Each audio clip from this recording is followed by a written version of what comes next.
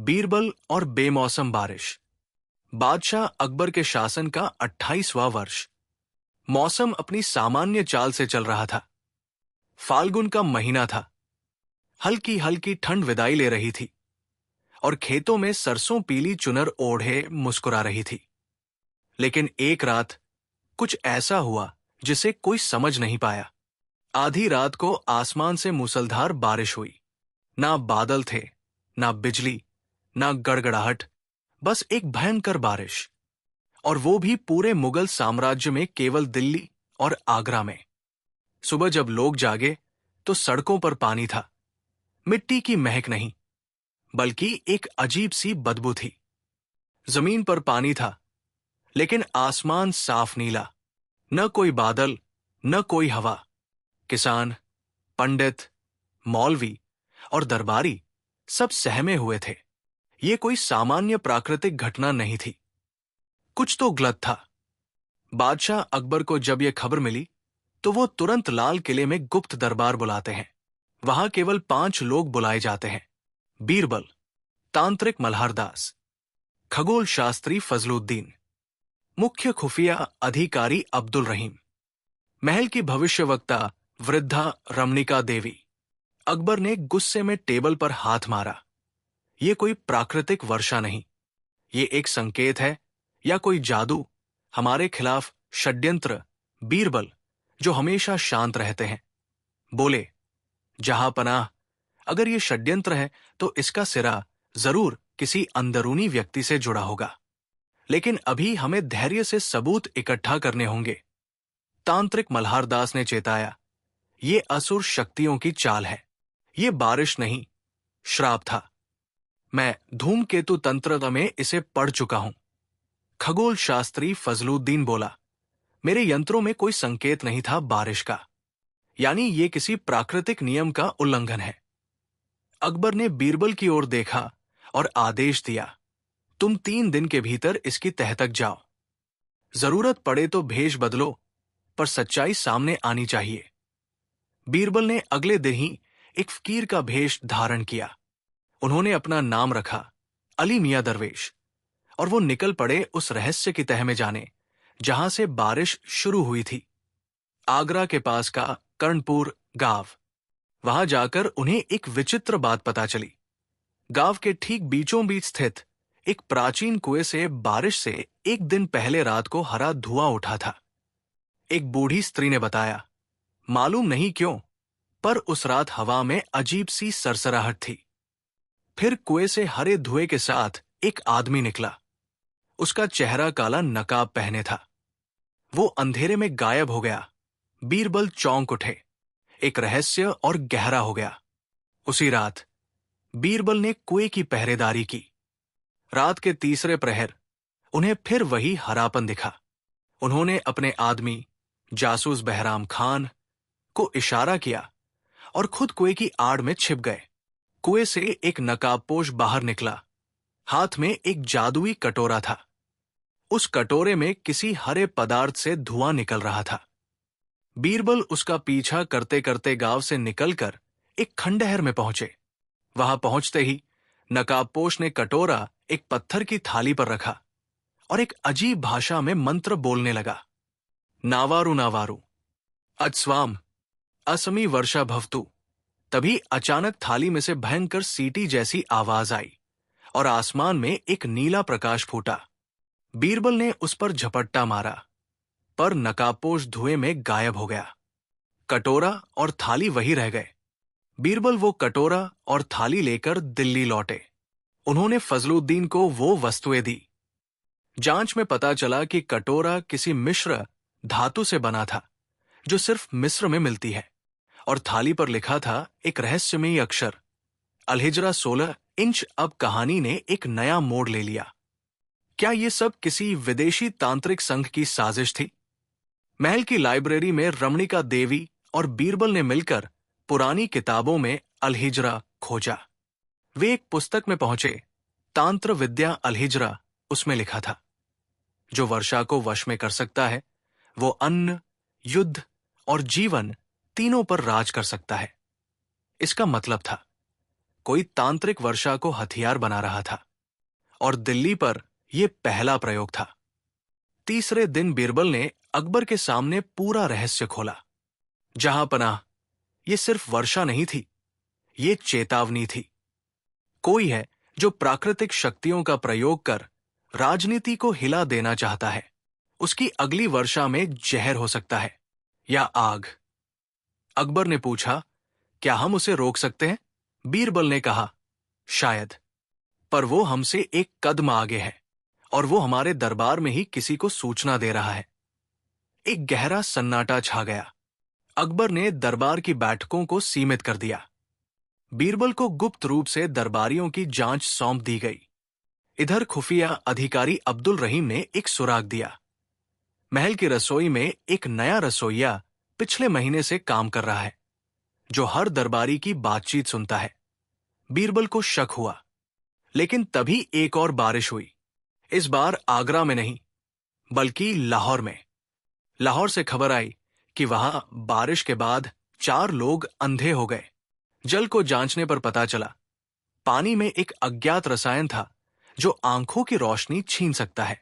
बीरबल ने धीरे से कहा, अब खेल शुरू हुआ है, जहां पनाह। अकबर ने पूछा, क्या तुम उसे पहचानते हो? बीरबल ने जवाब नहीं दिया, बस उस कटोरे की ओर देखा और धीरे से बोला, एक चेहरा है जो धुएं के पीछे छिपा है, लेकिन अब वो ज्यादा देर तक छिप नहीं पाएगा, बल्कि एक बड़े षड्यंत्र की शुरुआत है। लाहौर से आए संदेश ने अकबर के दरबार को स्तब्ध कर दिया था। 4 लोग अंधे, और वो भी सिर्फ बारिश के बाद। बीरबल, फजलुद्दीन और रमणिका देवी ने तुरंत उस पानी का रासायनिक विश्लेषण शुरू किया। रासायनिक विश्लेषण से यह स्पष्ट हुआ, पानी में मिला पदार्थ कोई प्राकृतिक तत्व नहीं था। ये धातुरस नामक एक मिश्रण था, जिसे केवल तांत्रिक विधा में जाना जाता था। ये आंखों की दृष्टि को धीमे धीमे नष्ट कर देता है, पहले धुंध, फिर अंधकार। बीरबल ने धीरे से कहा, अब बारिश केवल डर नहीं है, ये एक अस्त्र बन चुका है। इसे वक्त रहते रोका न गया तो ये अगले युद्ध से पहले ही देश को भीतर से अंधा कर देगा। बीरबल अब पूरी दरबारी सूची के पीछे लग चुके थे। उन्होंने हर दरबारी की गतिविधियों पर नजर रखने के लिए एक गुप्त जासूस मंडली बना दी। नाम रखा ध्वनि दल। ये ऐसे जासूस थे जो केवल सुनते थे, कभी बोलते नहीं। जल्द ही उन्हें 3 नाम मिले। रईस उद्दीन महल का पुस्तकपाल, जिसे हाल ही में विदेशी पांडुलिपियां मिली थी। हकीम आसिफ अली, जो लाहौर की बारिश से 2 दिन पहले दिल्ली से लौटा था। बख्तियार बेग, महल का प्रमुख खजांची, जिसके पास मिस्र से आयातित धातुओं की सूची थी। बीरबल अब तीनों पर बारी बारी से जाल बिछा रहे थे। एक रात बहराम खान, बीरबल का सबसे भरोसेमंद जासूस, खबर लाया, हुजूर, 3 रात बाद चांद की 14वीं तिथि को गिरस्थान नामक जंगल में एक तांत्रिक सभा होने वाली है। वहां विदेशी और देशी साधक एकत्र होंगे। बीरबल ने तय किया, मैं वहां जाऊंगा, लेकिन इस बार अकेला नहीं। उन्होंने रमणिका देवी को साथ लेने का निश्चय किया। वो जानती थी तांत्रिक विधियों की भाषा और प्रतीक, और उम्र भर अंधकार से जूझने में कुशल थी। 3 रात बाद चंद्रमा के नीचे हवा में धूप की तीखी गंध थी। गिरस्थान जंगल में बीरबल और रमणिका देवी ने भेष बदला। बीरबल बने गुरु अघोरनंद और रमणिका बनी माता कालिका व्रता।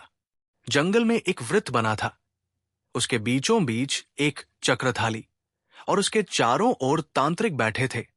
हर एक की आंखों पर पट्टी बंधी थी। मंत्रों की गूंज में एक गहरी आवाज उठी, आज जल से नेत्र छीनेंगे, कल जल से प्राण। बीरबल सिहर उठे, ये कोई खेल नहीं था। फिर नकाबपोश सामने आया, वही जिसने पहले कुएं से धुआं निकाला था। बीरबल ने आगे बढ़कर पूछा, ओ तांत्रिक, क्या तुम वर्षा को वश में कर चुके हो? नकाबपोश बोला, वर्षा अब हमारी दासी है, वो नहीं बरसती जब तक हम न चाहें। बीरबल ने आवाज बदली, तो अगला वार कहा करोगे। लेकिन नकाबपोश ने झपट कर बीरबल की कलाई पकड़ ली। तुम वही हो जिसकी आंखें धोखा नहीं खाती। तभी रमणिका देवी ने चक्रथाली में एक रसायन डाला और धुआं फैल गया। अचानक नकाबपोश गायब। सभा टूटी। लेकिन बीरबल जान गए। वो जान गया है कि हम उसे ढूंढ रहे हैं। दरबार में अकबर अब परेशान थे। राजकाज ठप था। लोग डरे हुए थे। तभी एक अजीब फरियादी आया। वो लाठी से चलता, लेकिन उसकी आंखें चमकती थी। उसने फरियाद की, जहांपनाह, बारिश ने मेरी जान ले ली है। मैं अब सब देख सकता हूं, लेकिन केवल अंधकार। बीरबल ने उसकी बात सुनी। उसकी आंखें असली नहीं थी, वो नकली थी, और उसकी जुबान में मिस्री लहजा था। वो नकाबपोश था, पर अकबर को शक न हो, इसलिए बीरबल ने मौन साध लिया। बीरबल ने उस अजनबी को महल में रहने की अनुमति दी, लेकिन उसकी हर गतिविधि पर नजर रखने का आदेश दिया। रात में वो अपने कमरे में तांत्रिक प्रतीक बनाता, कुछ लिखता और जलाता। एक दिन बहराम खान ने बीरबल को बताया, हुजूर, उसने कल रात एक धातु की थाली चांद की ओर घुमाई और दिल्ली के एक हिस्से में ओलों की बारिश हुई, जबकि मौसम साफ था। अब शक यकीन में बदल गया। बीरबल ने उसे अकेले में बुलाया और धीरे से पूछा, तुम कौन हो? वो मुस्कुराया, मैं एक भविष्य हूं, बीरबल, और तुम बीते समय की जंजीर। मेरा नाम है अजारल मालिक। मैं मिस्र की गुप्त तांत्रिक सभा बनु अलहिजरा का अंतिम संरक्षक हूं। हम वर्षा से युद्ध करते हैं, और तुम्हारे देश को बदलना हमारी पहली परीक्षा है। बीरबल चुप रहे, फिर बोले, क्या तुम कभी सच में बादशाह बन सकते हो, जब तुम लोगों को अंधा बना रहे हो? अजार ने जवाब दिया, अंधा वो है जो केवल रोशनी में देखता है। अजार महल से गायब हो गया। वो चला गया, पर एक पानी से भरी सुराही छोड़ गया, जिसमें लिखा था, अगली बारिश में केवल सच बचेगा। अब बीरबल के सामने सवाल था, क्या इस बार बारिश सच को उजागर करेगी या झूठ को मिटा देगी? कौन दरबार में अजार से मिला हुआ है?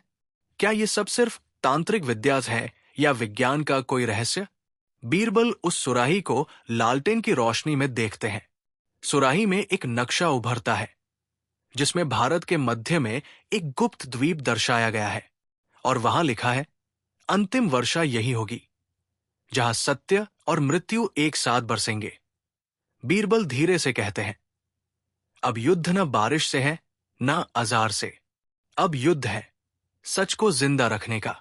मिस्री तांत्रिक अजारल मालिक भारत में एक रहस्यमयी जादुई वर्षा प्रणाली के जरिए अराजकता फैलाने की योजना पर काम कर रहा है। वो चाहता है कि भारत में लोग वर्षा से डरें और हर बादल के साथ मौत का अंदेशा हो। बीरबल, रमणिका देवी और अकबर की गुप्त टीम को पता चलता है कि अगला हमला एक गुप्त द्वीप पर होगा, जिसे कहा गया है, जहां सत्य और मृत्यु एक साथ बरसेंगे। अब कहानी उस दिशा में जाती है जहां तांत्रिक विद्या, राजनीति और मानव चेतना की सबसे बड़ी परीक्षा शुरू होती है। कटोरे में उभरे नक्शे के अनुसार वो गुप्त द्वीप विंध्याचल के दक्षिण में नर्मदा नदी के भीतर था, लेकिन वो नक्शों में दर्ज नहीं था।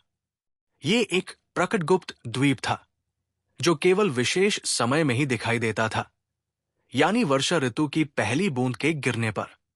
बीरबल ने निर्णय लिया, हमें मानसून से पहले द्वीप तक पहुंचना होगा, नहीं तो अगली वर्षा हमारे इतिहास की अंतिम बारिश बन जाएगी। अकबर ने एक गुप्त मिशन का गठन किया। नाम रखा गया अंतिम यात्रा दल। इसमें शामिल थे बीरबल, रमणिका देवी, अब्दुल रहीम, खुफिया प्रमुख, हकीम सलूद्दीन और एक विशेष बालक, श्रवण, जिसकी सुनने की शक्ति सामान्य से 3 गुना अधिक थी। दस्ता विंध्याचल पहुंचा। वहां नर्मदा नदी के बीचों बीच एक जल चक्र था।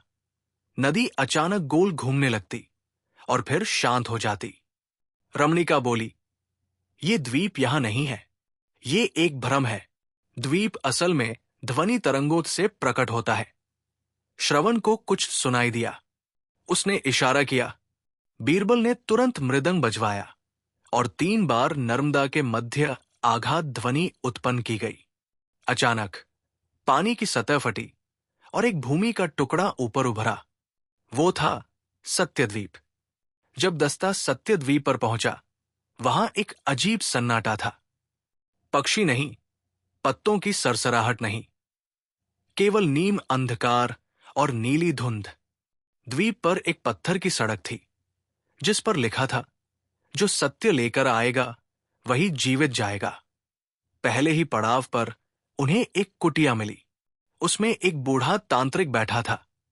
उसका चेहरा आधा जला हुआ था और उसकी आंखों में सिर्फ खालीपन था। उसने कहा, तुम अजार को नहीं समझ पाए। वो सिर्फ तांत्रिक नहीं, वो एक दर्पण है। जो भी उसके सामने जाता है अपनी असलियत देख लेता है। बीरबल ने पूछा, क्या उसे रोका जा सकता है? वो बोला, हां, लेकिन उसकी वर्षा को रोकने के लिए तुम्हें अपनी आत्मा की एक बूंद त्यागनी होगी। यह रहस्य से भरा जवाब बीरबल के मन में छा गया। द्वीप के केंद्र में एक गुफा थी, जहां एक जलशिला रखी थी। ये एक जादुई यंत्र था, जिससे अगली वर्षा का स्थान और प्रभाव लिखा जा सकता था। रमणिका देवी ने देखा, उस पर खुदा था। पर यह वर्षा सिर्फ जल नहीं लाएगी, ये यादों को मिटा देगी। बीरबल स्तब्ध रह गए। अगर यादें मिट गई तो इतिहास, भाषा, रिश्ते सब समाप्त। गुफा के भीतर एक ध्वनि गूंजने लगी। अजार की आवाज, बीरबल, तुमने मेरे रहस्यों को छेड़ा है। अब मेरी वर्षा तुम्हारे आत्मा को धो देगी। तुम्हारी बुद्धि भी तुम्हें नहीं बचा पाएगी। रमणिका धीरे से बोली, अब ये युद्ध है, विचारों का, अस्तित्व का। बीरबल ने एक यंत्र बनाने का फैसला किया, जिसे उन्होंने नाम दिया जल प्रत्यंचा। एक ऐसा यंत्र जो वर्षा की पहली बूंद को आत्मसात कर उसके प्रभाव को दर्शा सके। इस यंत्र को बनाने में 3 चीजें चाहिए थी। पीपल का जला हुआ बीज, गंगा जल में पिघला चांदी, मनुष्य की एक सच्ची याद। तीसरी वस्तु सबसे कठिन थी। बीरबल ने तय किया, मैं अपनी सबसे गहरी याद, अपनी मां की लोरी को त्याग दूंगा। रमणिका ने कहा, सच्चे प्रेम की बलि ही सत्य को बचा सकती है। यंत्र बन गया। 17 दिन बाद वर्षा शुरू हुई, लेकिन ये पानी नहीं था। ये एक नीली बूंदों वाली वर्षा थी। जिन पर बूंदें गिरी, वे अपनी पहचान भूलने लगे। बच्चे मां को भूल गए। विद्वान अपने शास्त्र भूलने लगे। सैनिक तलवार कैसे पकड़ते हैं, ये भूलने लगे। बीरबल ने जल प्रत्यंचा को महल की छत पर स्थापित किया। जैसे ही पहली बूंद उस पर गिरी, यंत्र चमका और बीरबल की आंखें एक क्षण के लिए सफेद हो गई। उसी पल अजार महल में प्रकट हुआ। अजार ने कहा, मैं वर्षा नहीं लाता, मैं भूल दिलाता हूं। इंसान को उसकी ही गलतियां याद दिलाकर खत्म करता हूं। बीरबल बोले, तुम भूल दिलाते हो, लेकिन हम याद बना लेते हैं।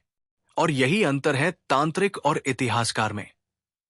अजार ने बिजली की छड़ी उठाई, लेकिन तभी जल प्रत्यंचा से निकलती रोशनी ने उसके चेहरे को दर्पण बना दिया और वो चीख पड़ा, नहीं, ये मैं नहीं हूं। ये वो मैं हूं जिसे मैंने भुला दिया था। अजार अंधेरे में गायब हो गया।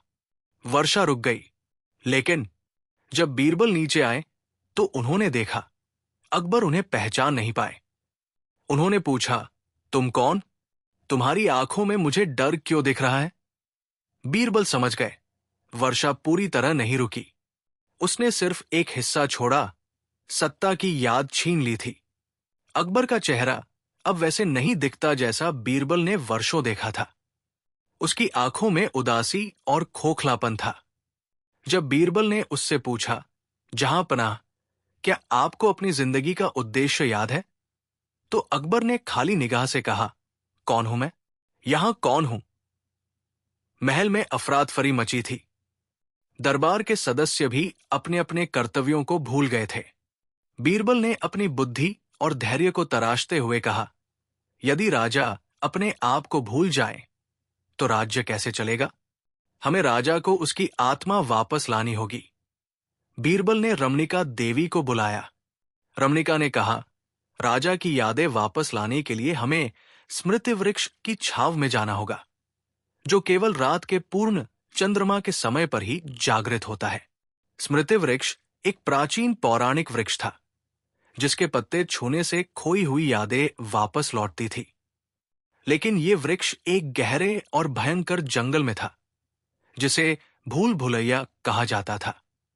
बीरबल, रमणिका और श्रवण ने भोर के पहले जंगल में प्रवेश किया। रास्ते में अजीब आवाजें सुनाई देती थी, जैसे कोई फुसफुसा रहा हो। स्मृति मत भूल, पर यादें भी कभी कभी जहर बन जाती है।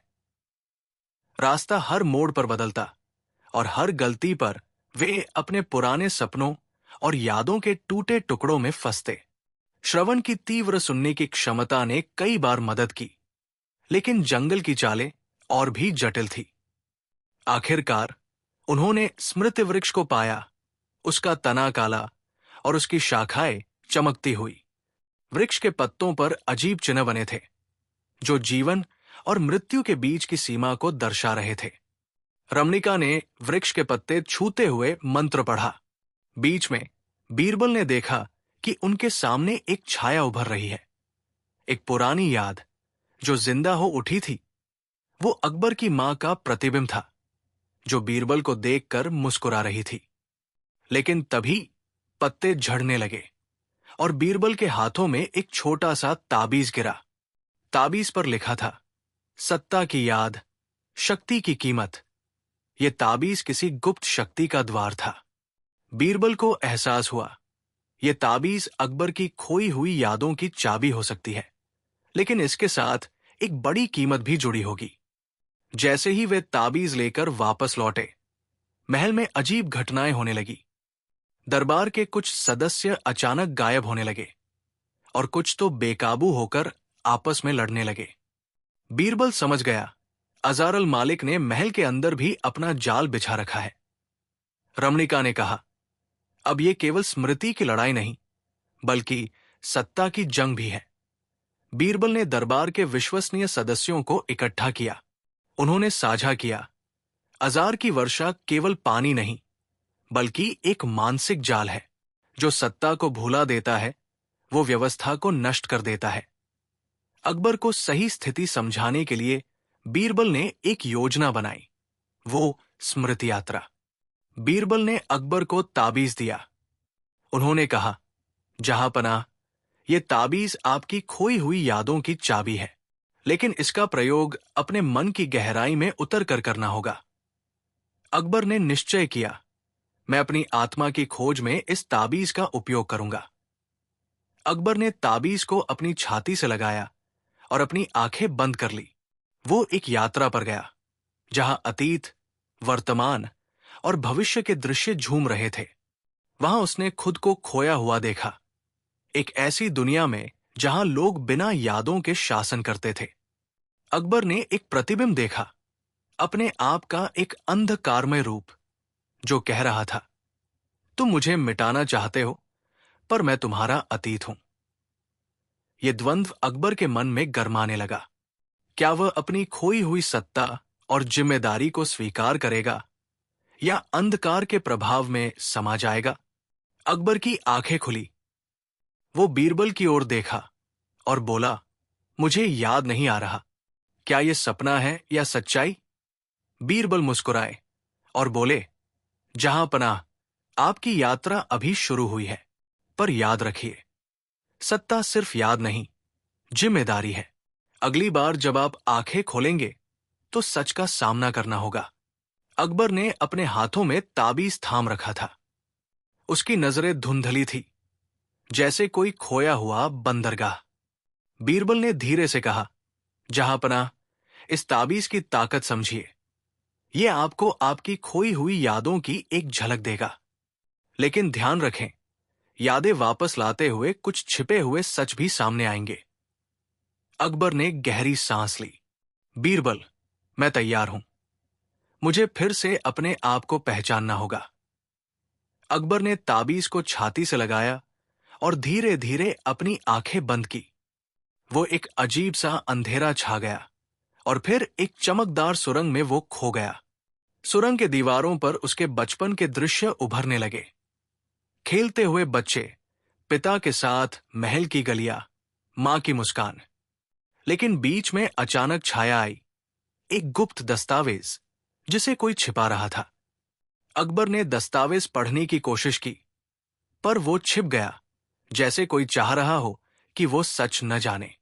जैसे ही अकबर ने अपनी आंखें खोली, वो बेचैनी में था। बीरबल, ये दस्तावेज महल में कहीं छिपा है। ये मेरी सत्ता के पीछे छुपे षड्यंत्र की चाबी हो सकती है। बीरबल ने गंभीर स्वर में कहा, जहांपनाह, यदि ये सच है तो केवल आपकी यादों की वापसी ही नहीं, बल्कि दरबार की सफाई भी जरूरी है। बीरबल ने रमनिका और रहीम के साथ मिलकर महल के उन हिस्सों की जांच शुरू की जहां राजा की यादों के खो जाने के बाद भी कोई छुपा हुआ रहस्य हो सकता था। वे पहुंचे महल के सबसे पुराने खजाने के कक्ष तक, जहां एक पुरानी तिजोरी थी। तिजोरी के पास एक छोटा सा संदूक रखा था, जिस पर एक अजीब निशान बना था। वो अजार का चिन्ह था। संदूक खोलना आसान नहीं था। रमनिका ने कहा, यह केवल जादुई शब्दों और रहस्यमयी संकेतों से खुल सकता है। श्रवण ने अचानक अपनी तीव्र सुनने की क्षमता से एक खटखटाहट सुनी, जैसे कोई किवाड़ खोलने की कोशिश कर रहा हो। बीरबल ने तुरंत छुपने का आदेश दिया। अचानक काले वस्त्रों में एक आकृति सामने आई। उसका चेहरा छिपा था, लेकिन उसकी चाल और आवाज में कुछ परिचित था। वो बोला, तुम यहां क्या खोज रहे हो? यह सच कभी उजागर नहीं होना चाहिए। बीरबल ने धीरे से जवाब दिया, सत्य की राह में कोई रोक नहीं सकता। छाया ने एक तेज हंसी दी और अंधेरे में गायब हो गया। बाहर से अजीब सी आवाजें आने लगी। दरबार के कुछ लोग, जो अकबर की यादों के गायब होने से लाभान्वित हुए थे, अब खुलकर अपनी चालें चलने लगे थे। रहीम ने सूचित किया, जहांपनाह, दरबार में साजिश चल रही है।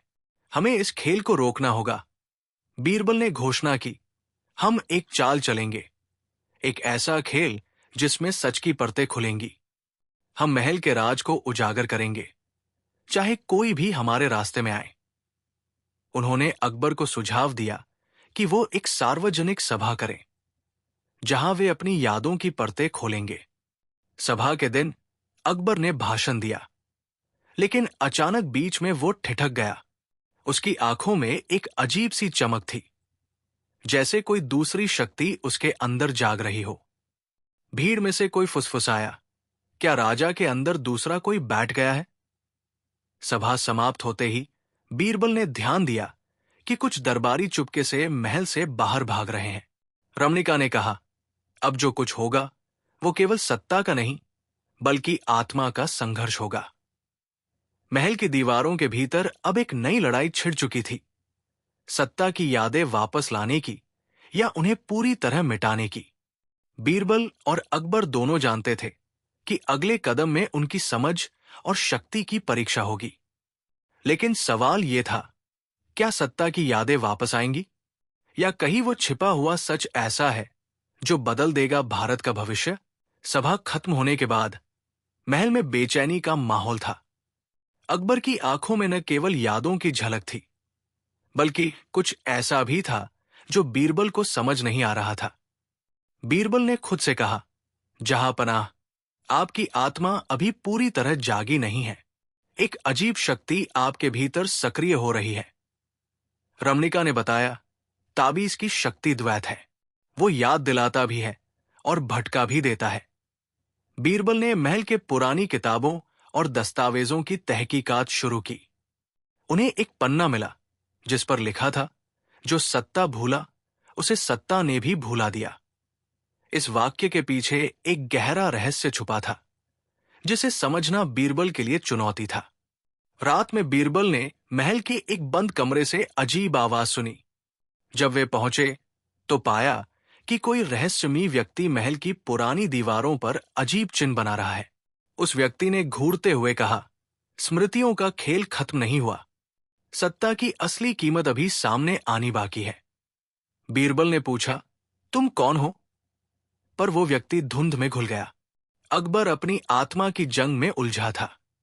उसके मन में एक आवाज बार बार गूंज रही थी, क्या तुम अपनी सत्ता वापस पाना चाहते हो या पूरी तरह से खो जाना चाहते हो? उसने महसूस किया कि यादें लौटने के साथ उसके अंदर एक अजीब अंधकार भी जाग रहा है। बीरबल ने जाना कि कुछ दरबारी अकबर की कमजोरी का फायदा उठाने की कोशिश कर रहे हैं। रहीम ने रिपोर्ट दी, कोई दरबारी राजा के खिलाफ षड्यंत्र रच रहे हैं, हमें सावधान रहना होगा। बीरबल ने योजना बनाई, हम एक जाल बिछाएंगे जिससे सच्चाई सामने आएगी। बीरबल ने ताबीज की जांच करने के लिए एक प्राचीन विद्वान को बुलाया। विद्वान ने कहा, यह ताबीज केवल स्मृति का द्वार नहीं, बल्कि एक शक्ति का अंश है जिसे संभालना बेहद मुश्किल है। विद्वान ने चेतावनी दी, अधिक शक्ति से विनाश भी होता है। महल में एक रात अचानक हमला हुआ। एक रहस्यमयी समूह ने महल पर कब्जा करने की कोशिश की। बीरबल, अकबर और उनके विश्वसनीय योद्धाओं ने हिम्मत दिखाते हुए इसका मुकाबला किया। अंधेरे में लड़ाई खत्म हुई, पर कई सवाल अनसुलझे रह गए। क्या अकबर अपनी पूरी सत्ता वापस पा सकेगा? अज़ार अल मालिक की वर्षा का असली मकसद क्या था? क्या ताबीज की शक्ति महल और राज्य को बचा पाएगी या नष्ट कर देगी? महल की हवाएं अब कुछ और ही गूंज रही थी। जहां अपना अकबर का मन टूट सा गया था, वो अपनी सत्ता और पहचान खो चुका था। ताबीज की चमक उसके सीने पर एक अजीब सी ऊर्जा छोड़ रही थी, मगर वो उससे डर भी रहा था। बीरबल ने पूछा, जहांपनाह, क्या आप तैयार हैं अपने भीतर की सबसे गहरी परतों से जूझने के लिए? अकबर ने धीरे से सिर हिलाया। अकबर ने ताबीज को अपने दिल के करीब रखा और बंद आंखों से खुद को भीतर की दुनिया में झोंक दिया। वहां उसे दिखे अतीत के झुरमुट, जिनमें एक एक कर उसकी जीवन की घटनाएं संजोई हुई थी। बचपन की हंसी, युवावस्था की जिम्मेदारियां और अंतः सत्ता की जटिल राजनीति। लेकिन बीच बीच में कुछ काले धब्बे थे, यादों के ऐसे टुकड़े जो धुंधले और भ्रामक थे। बीरबल ने जोर देकर कहा, जहांपनाह, उन धब्बों को ध्यान से देखें, वे कुछ छुपाए हुए हैं। अकबर ने महसूस किया कि उसके अतीत में कोई ऐसा राज है जो उसे पता नहीं था। अकबर की आत्मा भटकने लगी। वो खुद से लड़ रहा था, अपने ही अतीत से। तभी उसकी नजर एक गुप्त संदेश पर पड़ी जो किसी गुप्त खजाने की ओर संकेत कर रहा था। बीरबल ने पढ़ा, सत्ता केवल देखी नहीं जाती, महसूस की जाती है, और जब महसूस की जाती है तब उसकी असली परीक्षा शुरू होती है। बीरबल ने महल के प्राचीन पुस्तकालय में खोज शुरू की। उन्हें एक ऐसा दस्तावेज मिला जो अकबर के पूर्वजों के गुप्त समझौते और शत्रुओं के षड्यंत्रों को उजागर करता था। लेकिन दस्तावेज पर एक चेतावनी भी लिखी थी, जो इसे खोलेगा उसे अपने विश्वास और सत्ता दोनों की परीक्षा देनी होगी। जैसे ही बीरबल और अकबर दस्तावेज को समझने लगे, महल की दीवारों पर अचानक चमक उठी। एक रहस्यमयी आवाज गूंजने लगी, सत्ता की सच्चाई केवल उन्हीं के सामने आती है जो डर के आगे बढ़ते हैं। ये आवाज किसी ने न सुनी थी, न देखी। क्या ये अज़ार अल मालिक की कोई नई चाल थी? रहीम ने रिपोर्ट दी, कुछ दरबारी महल के पुराने हिस्सों में मिलते रहे हैं, जहां अंधकार गहरा है। बीरबल ने कहा, अगर हम समय पर नहीं रुके तो ये साजिश सत्ता को पूरी तरह से हिला सकती है।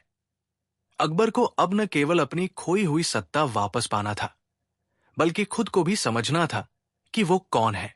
वो सोचता रहा, क्या मैं वही राजा हूं जो सबके लिए था, या मैं अब एक परछाई हूं जो सत्ता के खेल में खो चुका है?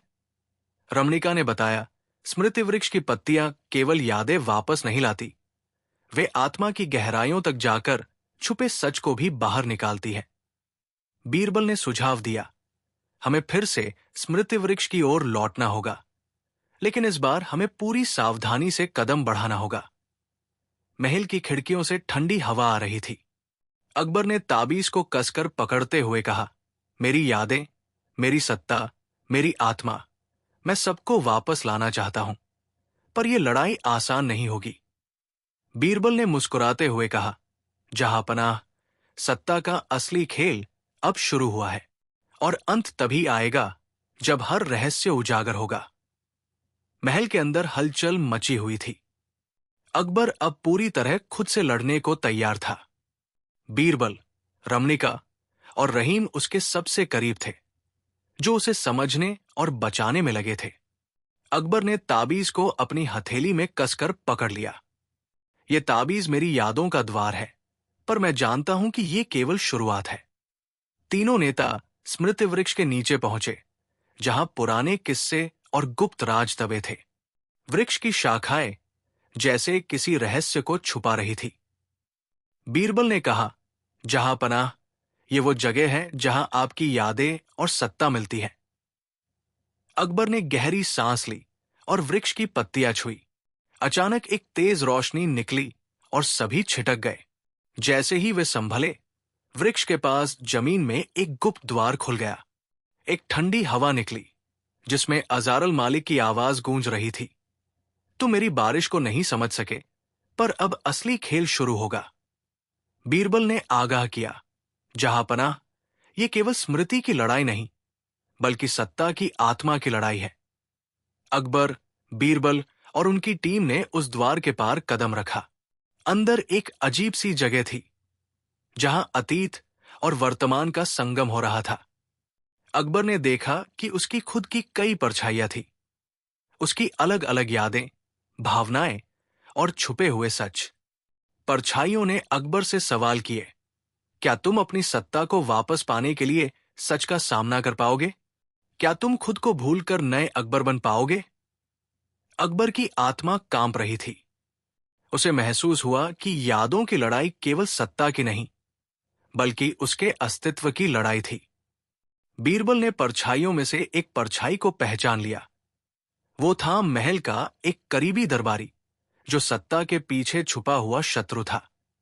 वो धीमे से बोला, तुम्हें याद दिलाना था कि सत्ता कभी भी स्थिर नहीं रहती। अकबर ने गहरी सोच के बाद कहा, मुझे सत्ता नहीं, बल्कि अपने आप को पाना है। मेरी यादें मेरे लिए महत्व रखती हैं, पर उनसे बंधना नहीं चाहता। बीरबल ने उसकी हिम्मत को सलाम किया। जहांपनाह, असली राजा वही है जो खुद को समझता है। जैसे ही अकबर ने यह स्वीकार किया, स्मृति वृक्ष की शाखाएं चमक उठीं और द्वार बंद हो गया।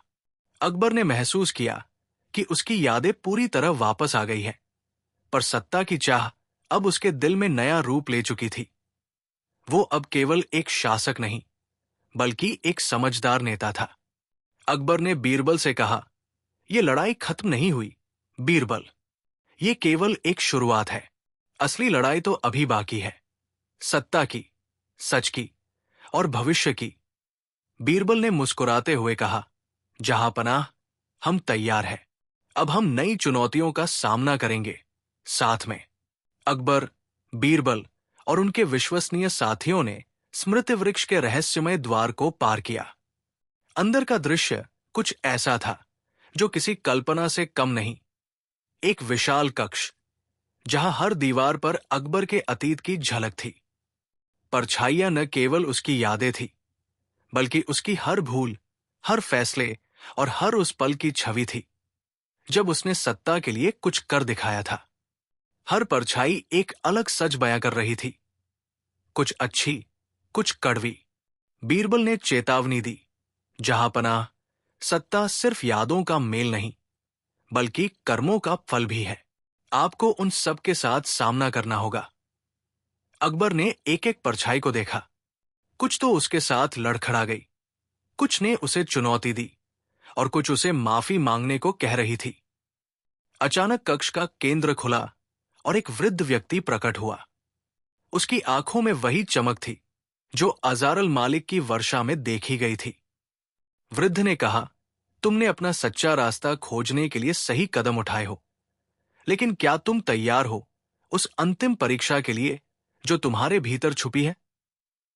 अकबर ने बिना हिचक के कहा, मैं तैयार हूं। चाहे जो भी हो, मैं अपनी जिम्मेदारी स्वीकार करता हूं। वृद्ध ने मुस्कुराते हुए कहा, तो सुनो, असली सत्ता बाहर नहीं, भीतर है। तुम चाहे जितनी भी यादें वापस लाओ, असली ताकत तुम्हारे कर्मों और निर्णयों में छुपी है। और कहते हुए वो वृद्ध गुम हो गया। अकबर ने महसूस किया कि ये लड़ाई केवल यादों की नहीं थी, बल्कि उसके मन, आत्मा और फैसलों की थी। जब अकबर और बीरबल महल लौटे तो सब कुछ पहले जैसा नहीं था। अकबर अब न केवल एक राजा था, बल्कि एक जागरूक और समझदार नेता था।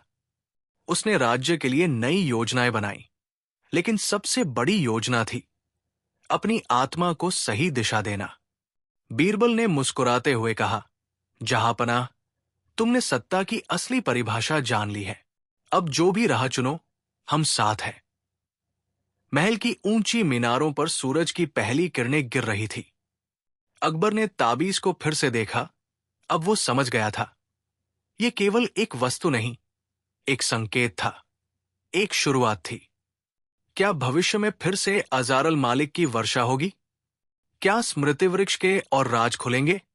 और सबसे बड़ा सवाल, क्या अकबर की नई समझ उसे एक महान शासक बनाएगी, या फिर कोई नई चुनौती सामने आएगी?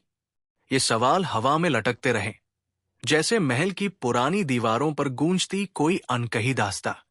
स्मृति वृक्ष के रहस्यमय कक्ष में अकबर, बीरबल और बाकी दरबारी खड़े थे। दीवारों पर चमकती परछाइयों ने अकबर के पूरे जीवन के राज खोल दिए थे। हर याद, हर राज, हर धोखा सामने था। अकबर की आत्मा गहराई में एक अंतहीन कड़वाहट और पछतावे से लड़ रही थी। तभी अचानक कक्ष का केंद्र फलक धीमे धीमे हिलने लगा। एक खिड़की खुली और अंधेरे में से एक धुंधली परछाई बाहर आई। वो कोई और नहीं, बल्कि खुद बीरबल था, पर उसका चेहरा बिल्कुल बदल चुका था। उसकी आंखों में ठंडापन और सत्ता की प्यास थी। अकबर घबरा गया। बीरबल, तुम कौन हो? परछाई बोली, मैं वो बीरबल हूं जिसे तुम नहीं जानते। वो बीरबल जिसने सत्ता के पीछे की सच्चाई को छुपा रखा है। सत्ता एक जाल है, जहां भरोसे के साथ साथ धोखे भी छुपे हैं। बीरबल ने पुरानी यादें गिनाई, कैसे उसने अकबर की भूलों का फायदा उठाया, कैसे उसने खुद सत्ता की छाया में कदम बढ़ाए। स्मृति वृक्ष तुम्हें सच्चाई दिखाता है, पर क्या तुम उस सच्चाई को स्वीकार कर पाओगे? अकबर की आंखें नम हो गई। क्या यह सब सच है? क्या मेरा अपना सबसे भरोसेमंद सलाहकार मेरा दुश्मन था? परछाई बोली, सत्ता की बारिश में हर कोई भीगता है, पर कौन बच पाता है, ये वक्त बताएगा। फिर अचानक वो परछाई धुंध में खो गई। अकबर ने ठाना कि अब वो न केवल अपनी सत्ता के लिए, बल्कि खुद के भीतर के इस धोखे के लिए भी लड़ेंगे। बीरबल का असली चेहरा खोज निकालेगा। रहीम ने आकर कहा, जहांपनाह, ये लड़ाई बाहरी नहीं, अंदर की है। हम सभी के मन में छुपे हुए राज है। अकबर ने ताबीज को कसकर पकड़ा और कहा, मेरी सत्ता अब केवल यादों और सलाहकारों पर नहीं, बल्कि खुद पर निर्भर करेगी। सच चाहे जो भी हो, मैं सामना करूंगा। बीरबल ने हल्की मुस्कान के साथ कहा, जहांपनाह, सच्चाई कभी आसान नहीं होती, लेकिन यही असली सत्ता है। और सबसे बड़ी बात, क्या इस सत्ता की बारिश के बाद कोई भी बूंद साफ होगी?